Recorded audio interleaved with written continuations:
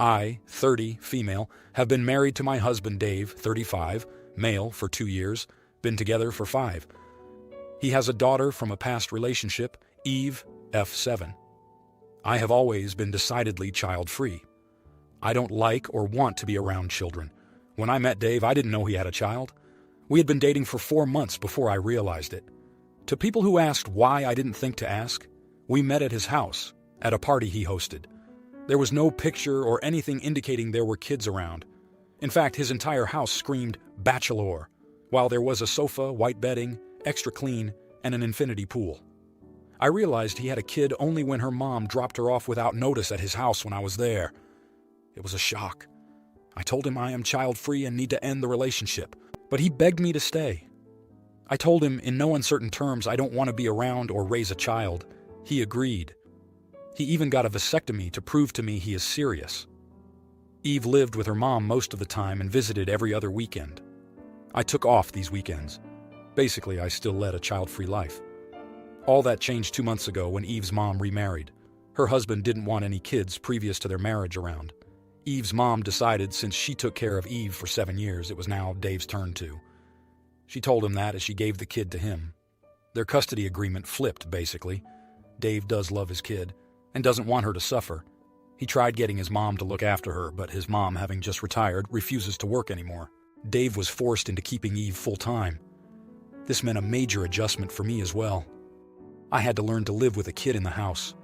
I just avoided her at all costs, even though it was affecting my relationship with Dave, as we didn't get enough time together. Last week, though, Dave fell sick. He needed me to take care of Eve. I tried the first day, but it was weird, awkward, and exhausting. From the second day onwards, I just got a babysitter on my dime. When Dave recovered enough yesterday, he was furious at me for putting his child with a babysitter and refusing to take care of her. I reminded him what our agreement was. He said it didn't matter, that I should have taken care of his kid, that he needed me to step up. He said this was just selfish of me and that I am an AH for doing this. Am I the idiot? A lot of the comments are bashing me for having married a man with a child. I admit, I was being naive. All I can say is, in the 5 years we were together, the only time I saw the child before her mom's wedding was when she was dropped off. Dave kept their lives so easily separate. It was easy to forget he had a child. Dave is not just a father. I loved him, married him, and stayed with him because he is an amazing partner for me. We share a lot of the same interests, and life with him was heaven. It only got bad once Eve moved in. All of you who are bashing me about being cold to her, we just don't cross paths. Our home is pretty big. She leaves for school before I get up. I will be working late and won't be at home when she gets back. When I get back, she would be in her room doing homework. I go to my room to freshen up. By the time I get downstairs to cook and eat, it will already be her bedtime. On weekends, DH, dear husband, takes her out with him, or I go out. We almost never cross paths. When I see her, I do smile. I do say hi. I don't go out of my way to see her or engage with her. That is it. The day I tried, she acted like a normal 7-year-old would, I think. She had school, so I had to make her breakfast, get her dressed, and drop her off. I got up early for that. She chatted nonstop, giving me a headache. I worked from home and got her in the afternoon. Again, fixing food, helping with homework, getting her to eat dinner, and tucking her in bed. I did all of it. I fell into bed with a huge headache. I asked my friends for an emergency babysitter and got the one they recommended. Paid extra for the emergency. I was physically, mentally, and emotionally exhausted by taking care of her. I had a professional take care of her the rest of the days. I still checked on her and said goodnight every day. I am sorry, but as a person who physically and mentally can't take care of kids, this is the best I could do.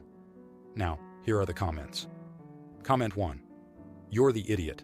Every adult in this situation has failed this child. You knew you weren't interested in being around a kid and still married someone with a kid.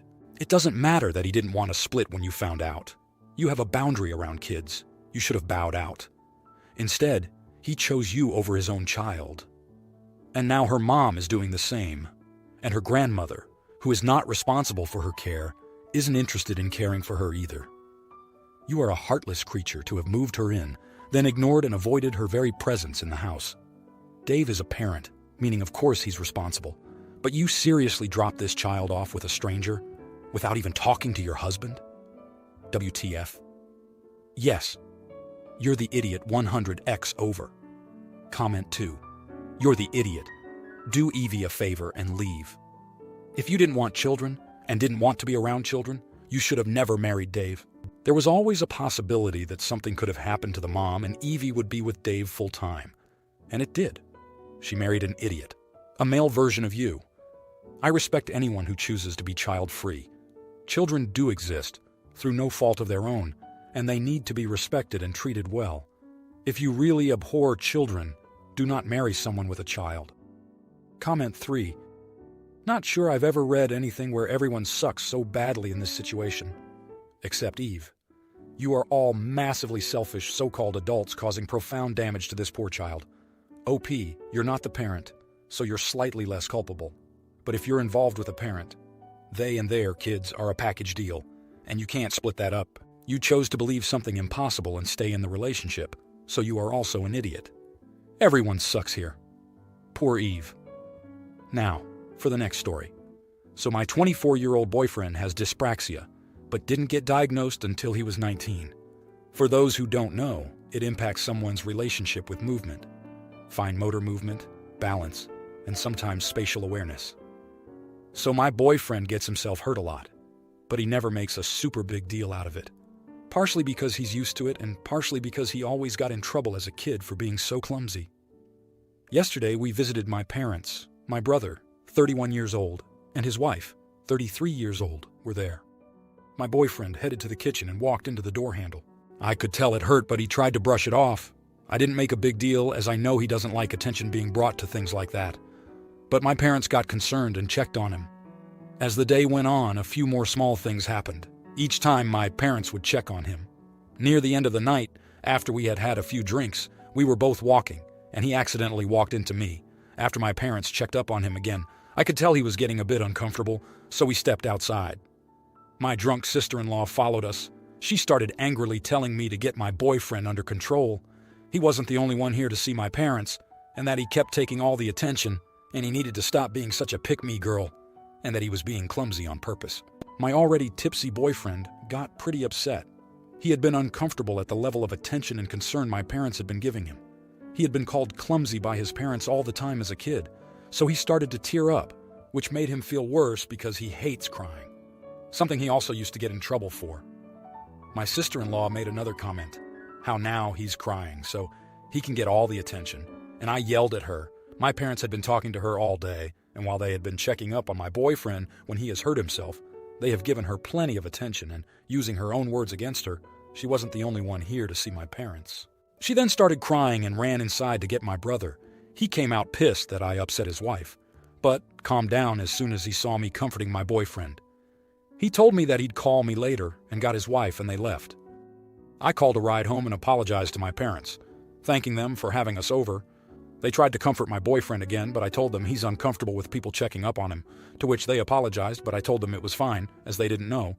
My brother and I have yet to have that call, and my sister-in-law has been texting me, saying that I was now causing problems with her marriage, and that I should have stayed out of it, since this didn't concern me, and was an issue between her and my boyfriend, as he's, in her words, obviously jealous my parents like her better than him. I've ignored her, but the fact that she's now sober and still upset, and that I was also drunk during the argument, has me wondering if I should have handled it differently. So, am I the idiot? Edit. Small edit made in comments due to post length. Now here are the comments. Comment 1. Not the idiot. So your sister-in-law has no problem yelling at someone to the point where they are crying, but then breaks down crying herself and runs to her husband the moment anyone criticizes her. A classic case of someone who wants to dish it out but can't take it. In the end, she deserved everything that got because she bullied a person who had issues that she knew nothing about, and all because she was jealous she wasn't in the spotlight all the time. As far as sister-in-law texting you, it sounds like your brother had it out with her for bullying your boyfriend, and if he did, good for him. And if it is causing problems in her marriage, it sounds like this isn't the first time this has happened. You did the absolute right thing standing up for your boyfriend against a bully. Comment 2. Not the idiot. She can't handle the consequences of her own actions' words. She feels attacked and offended. If she wasn't such a cow to your boyfriend, she wouldn't be having any issues in her marriage. That's on her, not on you at all. Your brother's reaction to seeing your boyfriend upset, i.e. going from pissed to getting his wife and leaving, makes me think he's well aware of what kind of things she said, and that it's something he already had issues with her over. You did nothing wrong. Your sister-in-law is jealous for some reason, but that's not your problem. I'd send screenshots of what she's saying to you, to your brother, and say, hey, look, I don't appreciate this barrage of crap from your wife. Comment 3. Not the idiot. Her own insecurities make her lose it if she is not the center of attention. You should have an honest, calm talk with your brother and show him the texts. You were reasonably upset. Don't expect an honest apology from her, though. Better yet, don't even ask one. It would be a waste of energy. Just be sure you make your point across to your brother and parents, and stay happy with your boyfriend. Please try not to overthink this as much as you can. Now, for the next story. So, I am 37 years old and was very close to my cousin, as we were born within months. Early this year, her then fiancé kicked her out to move his side chick in. Becky then asked to move in with me. I have a cat that I found hiding inside my car. Gar is my baby, and I adore him. He was a little hesitant when Becky moved in, but warmed up to her. Gar started acting weird. I wasn't sure what was up, so I took him to the vet. She said it might be a little anxiety still over Becky. In July, she started making comments about thinking she was allergic to Gar, as her eyes were itchy and watery. I felt bad telling her I'd buy her allergy medicine. But she said they weren't helping. So I started cleaning more, trying to reduce the hair and dander more. I asked Becky if things were better, and she said slightly, but she was still suffering. She asked me to confine him to my bedroom so the common rooms were clear of him. I told her no. I had to leave for a few days for a baby shower.